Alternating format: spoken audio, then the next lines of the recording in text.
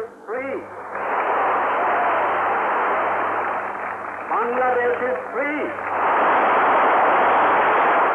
The people of Bangladesh are free. আমি কি আসলে স্বাধীন? আমার তো মনে হয় না।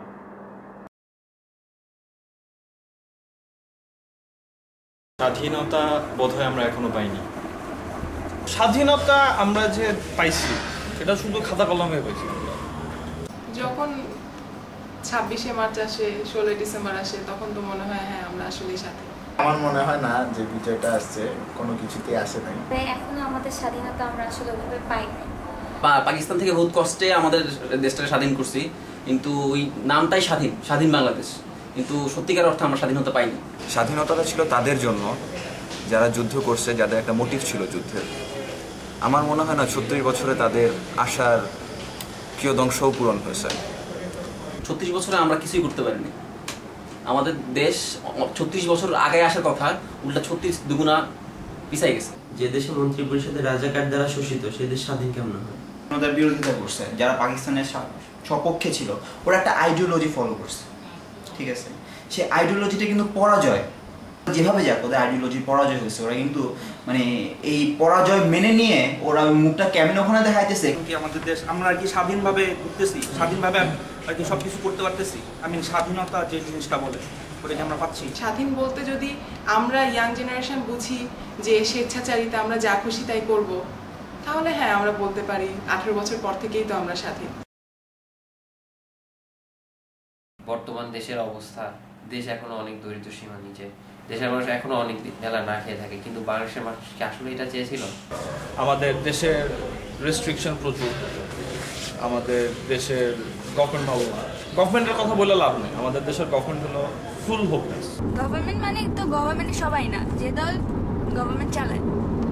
গভর্নমেন্টের ফার্স্ট যেটা দরকার একটা জনগণের জন্য, তা লাইফ সিকিউরিটিটা আর কি, নিরাপত্তা, এই জিনিসটা আমাদের দেশে একদমই নাই বলতে গেলে চলে। প্রথমে একদম বেসিক নাগরিকত্ব থেকেই আসে, ঠিক আছে? যেখানে আমাদের দেশে অ্যারাউন্ড 15 কোটি মানুষ হয়ে গেছে, প্রতিদিনই তো বাড়তেছে মানুষজন। আমাদের বেসিক এখন পর্যন্ত এই যে সিটিজেনরা, এদের একটা করে নেই, আইডি কার্ড নেই, ছবিয়াল আইডি কার্ড, ঠিক আছে? তো সেই দেশে আপনি বেশি কি এক্সপেক্ট করেন, ঠিক আছে? গ্রামে অনেক মুক্তিযোদ্ধা আছে যারা অনাহারে মারা যাচ্ছে, ঠিক আছে? অনাহারে পড়ে আছে, অনেক কষ্টে আছে। তারা যদি বড় গলায় বলে আমি একজন মুক্তিযোদ্ধা ছিলাম, কি করছে আজকে সরকার তাদের জন্য? আমরাই বা কি করতে পারছি তাদের জন্য? কিছুই না। আমাদের দেশে একটা বাইসাইকেল কোম্পানি নেই। যে আমাদের ইকোনমিক স্বাধীনতাটা এখনো আসে নাই। গ্যাস নাই, পানি নাই, বিদ্যুৎ নাই, মানুষের জান নাই, রাস্তাঘাটে মানুষ মারা যাচ্ছে। না, আসলে 71-এর আগে, হ্যাঁ 71-এর আগে আমরা ছিলাম মানে বহির্বিশ্ব দ্বারা পরাধীন। হ্যাঁ, এখন আমরা নিজেদের দ্বারাই পরাধীন। যখন মানুষকে বলবে বাংলাদেশ থেকে আসছি, এবং মানুষ জানবে বাংলাদেশ দুর্নীতি প্রথম হওয়া একটা দেশ, তা আমার ইমপ্রেশনটা কেমন? সেকেন্ডলি যে পলিটিক্যাল যে ইমব্যালেন্স, আমরা কয়জন মনে করি যে আমাদের কিছু করা উচিত দেশের জন্য? এত যদি আমরা বলি রাজনীতির কলুষিত পরিবেশ, তাহলে আমরা কেন যে রাজনীতির পরিবেশটা ভালো করি না? সেখানে তো ছাত্র রাজনীতিও আছে। নতুন সরকার দরকার, নতুন পলিটিক্যাল পার্টি দরকার, অথবা যারা আছে তাদের থেকে সবগুলোর মধ্যে মাথাগুলো ছেটে ফেলা দরকার।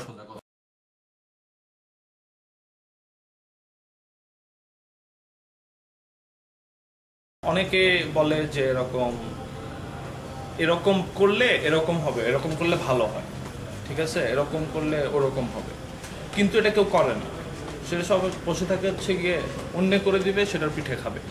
আমরা কি করছি? বলছি রাজনীতি একটা ডাস্টবিন, রাজনীতিতে যাইও না। রাজনীতিতে গেলে আমরা আমাদের ছেলে পেলেদেরকে টেনে নিয়ে আসছি যে রাজনীতিতে যাবি তুই, যে ছেলে রাজনীতি করে সে বউ পায় না, সত্যি কথা।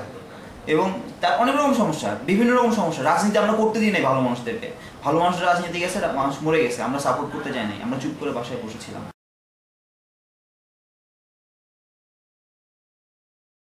আমার ইচ্ছা হবে যে আমি এখান থেকে যা শিখে যাব, সেটা যেন যে আমি আমার দেশের উন্নতিতে সাহায্য করতে পারি।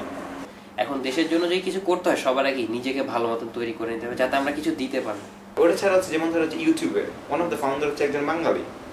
That is something really good, because YouTube হচ্ছে যে মানে একটা নেক্সট জেনারেশন জিনিস ইজ লাইক ইউটিউব নেশন এরকম একটা কথাবার্তা বলতেছে। তো এই জিনিসটা করতেছে একজন Bengali was one of the founder. I mean now he is not in the team anymore, কিন্তু কথা হচ্ছে he was one of the founder.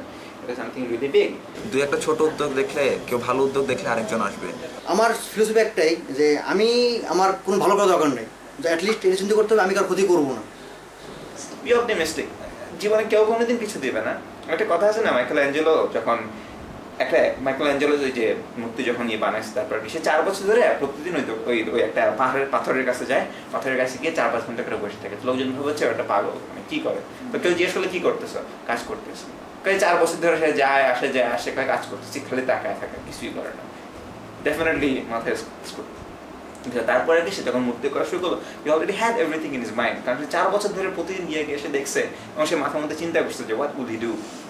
এবং পরে তাকে বলতো আর কি যে এই মানে সে কেউ যখন জিজ্ঞেস করছিল তুমি Michelangelo, wow that is so fantastic, সে বলছিল if you knew what it takes to be Michelangelo probably you would not want to be a Michael Angelo.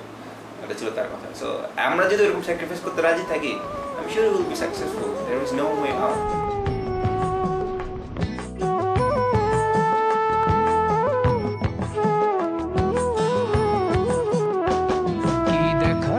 কি দেখছি, কি শোনার কথা কি শুনছি, কি ভাবার কথা কি ভাবছি, কি বলার কথা কি বলছি। 30 বছর পরেও আমি স্বাধীনতাটাকে খুঁজছি।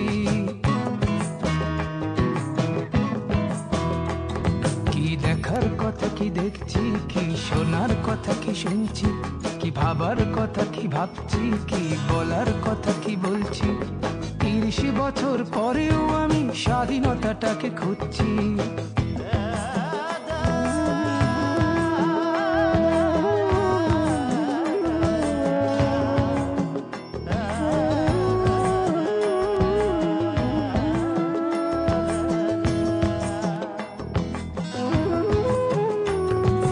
স্বাধীনতা কি বৈশাখী মেলা পান্তা ইলিশ খাওয়া, স্বাধীনতা কি বটমূলে বসে বৈশাখী গান গাওয়া, স্বাধীনতা কি বুদ্ধিজীবীর বক্তৃতা সেমিনার, স্বাধীনতা কি শহীদ বেদিতে পুষ্পের সমাহার, স্বাধীনতা কি গল্প নাটক উপন্যাস আর কবিতায়, স্বাধীনতা কি আজ বন্দী আনুষ্ঠানিকতায়।